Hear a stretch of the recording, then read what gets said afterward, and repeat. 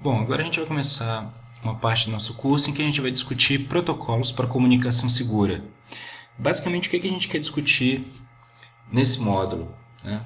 Nos módulos anteriores, a gente estava falando sobre segurança, a gente iniciou falando sobre objetivos da segurança, né? Quais são os objetivos que a gente precisa atingir para a gente ter um sistema computacional seguro, e depois a gente discutiu ferramentas para a gente conseguir atingir aqueles objetivos. A criptografia foi a maior delas. Agora a gente vai discutir como é que aquelas ferramentas, como é que aquelas soluções, por exemplo, a solução para integridade, para assinatura digital, podem ser aplicadas nos protocolos de comunicação de rede e como é que eles se apresentam e qual o problema em particular que eles resolvem quando aplicados a diferentes camadas dos protocolos de rede. Então, basicamente, o que a gente vai fazer aqui é discutir em cada uma das possíveis camadas de protocolos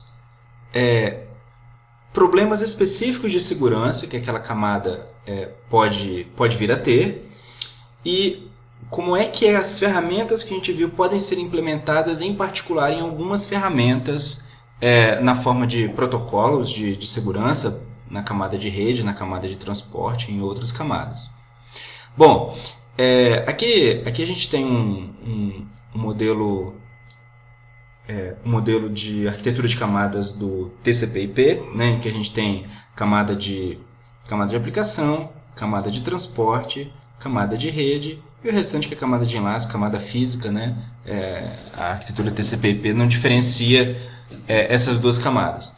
Então, algumas coisas que a gente precisa saber, a gente já deveria saber nesse ponto aqui da nossa discussão, né? As responsabilidades das camadas, quer dizer, a camada de rede é responsável por implementar o envio das mensagens atravessando diversas redes heterogêneas, possivelmente heterogêneas, descobrindo um caminho por onde aqueles protocolos, aqueles pacotes podem seguir até chegar à rede de destino, e em particular à estação de destino daquele pacote.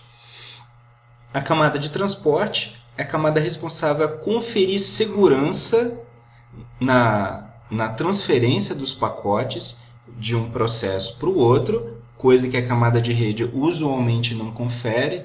Então, uma das coisas que a camada de transporte vai implementar é a garantia de que todos os bytes transmitidos pela minha aplicação vão chegar na outra aplicação e na ordem que eles são transmitidos. E o outro objetivo da camada de transporte é transformar a comunicação que a camada de rede oferece, que não é uma comunicação de estação para estação, mas uma comunicação de processo para processo, é o que a gente chama de comunicação fim a fim. No final das contas, quem a gente precisa que se comunique numa rede de computadores são processos. Um processo que está numa máquina e um processo que está na outra máquina. E aqui a gente tem a camada de aplicação, em que a gente tem protocolos específicos para resolver problemas particulares de aplicações, né? Enquanto aqui na camada de enlace a gente tem protocolos que habilitam a comunicação entre duas estações quando elas compartilham o mesmo meio de comunicação, o mesmo meio de transmissão. Então, se encaixam aqui nesses protocolos na camada de enlace protocolos como o Ethernet, protocolos de rede sem fio, por exemplo, 802.11. Um outro conceito que a gente deve saber nesse momento do curso é que o encapsulamento que acontece entre as mensagens, né? Então, a camada de aplicação, quando ela transmite uma mensagem, essa mensagem é encapsulada na camada de transporte, que por sua vez acrescenta um cabeçalho próprio do protocolo de transporte, e é encapsulado pela camada de rede, a essa mensagem ao ser transmitida, e a camada de rede insere um determinado cabeçalho específico necessário para ele resolver o seu problema, e por aí vai, né? Então, joia. Então, isso aqui é o nosso pré-requisito para a gente começar a nossa discussão. E a nossa discussão é basicamente como é que a criptografia e as ferramentas de segurança que a gente viu, né, os fundamentos de segurança que a gente viu, podem ser implementados nas diversas camadas e por que elas deveriam ser implementadas nas diversas camadas. Então, uma coisa que tem que ficar claro tem que ser bem compreendida é que as diversas camadas têm necessidades diferentes. Elas permitem a comunicação entre elementos diferentes e, por isso, as necessidades de segurança podem ser diferentes. Uma confusão que a gente pode fazer é a seguinte, né? Então, camada de enlace, ela encapsula o protocolo da camada, os pacotes da camada de rede, que por sua vez encapsula a camada de transporte e por sua vez encapsula a camada de aplicação, né? Então, isso quer dizer que se eu pegar um pacote de enlace, se eu considerar um protocolo na camada de enlace e que oferece criptografia, quer dizer que ele vai criptografar tanto os dados do protocolo da camada de rede, da camada de transporte e da camada de aplicação. Então a pergunta que surge para a gente é, olha, eu consigo resolver esse problema, o problema de segurança em protocolos de rede de uma vez só, implementando a criptografia e outras ferramentas de segurança na camada de enlace, já que é pela camada de enlace que todos os pacotes, que toda a informação acaba circulando. Poderia pensar na camada física, né? Mas vamos pensar na camada de enlace, que é a primeira camada mais elaborada de comunicação. Bom, infelizmente essa suposição que eu coloquei, ela não é verdade.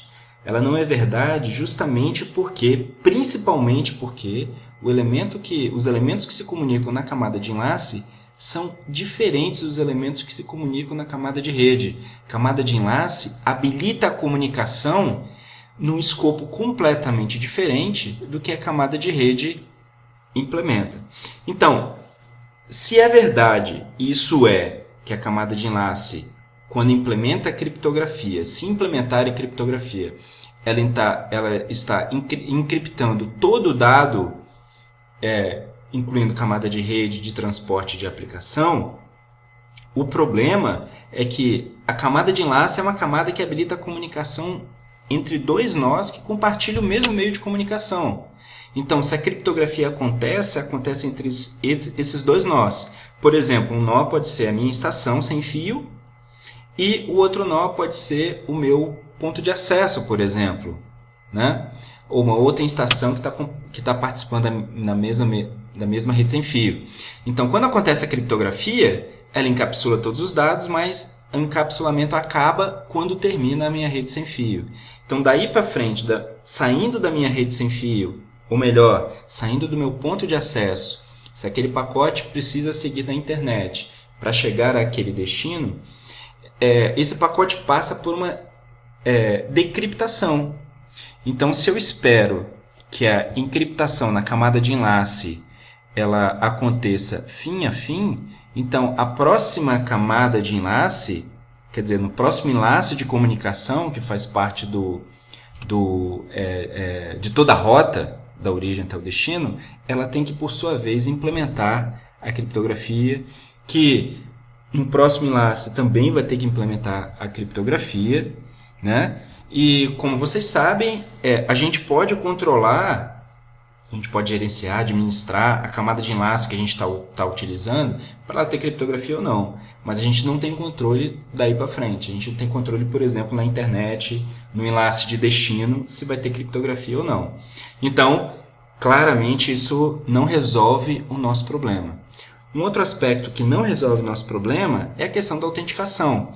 Então, se a gente quer dois nós conversando e um autenticando o outro, quer dizer, um tendo certeza que está conversando com um nó de fato, o nó verdadeiro, o nó que representa aquele nó com que ele precisa conversar, a camada de enlace, ao oferecer autenticação, só vai oferecer autenticação entre uma estação e o próximo nó que está compartilhando o mesmo meio de comunicação, tipicamente um roteador. Então, isso não é suficiente para corresponder às necessidades, por exemplo, da camada de aplicação e da camada de transporte, quando a gente tem, de fato, dois processos conversando entre si. O mesmo vale também para a camada de rede. Então, é por isso que a criptografia, não só a criptografia, né? Vamos pensar de uma maneira mais geral.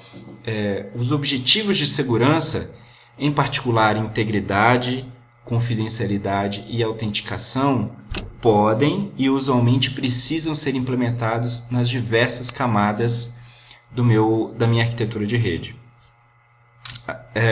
Essa figura mostra alguns exemplos de camadas utilizando a arquitetura OSI, né, a padronização OSI, exemplos de protocolos na internet que implementam, que estão associados a essas camadas, e exemplos de protocolos criptográficos que podem ser utilizados, só alguns exemplos, tá? De alguns protocolos criptográficos que implementam confidencialidade, que podem implementar autenticação, que podem implementar integridade, eventualmente até poderiam implementar não repudiação, né? Mas todas essas funcionalidades elas são implementadas de uma maneira complementar.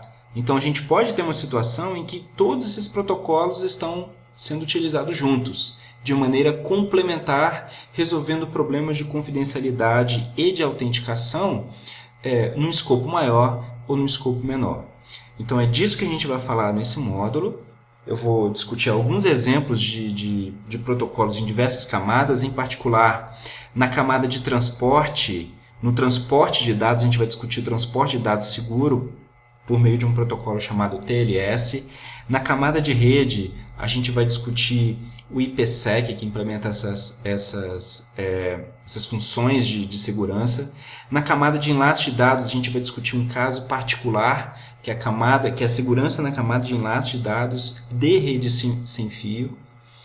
E na camada de aplicação, a gente vai discutir dois exemplos de aplicação, né, que são a aplicação de correio eletrônico e a aplicação, o protocolo na camada de aplicação de DNS, os problemas de segurança que surgem, vocês vão ver que são problemas de segurança completamente diferentes e como é que cada um dos protocolos pode resolver esse problema. Então esse é um contexto geral do nosso problema, do por que a gente está discutindo isso.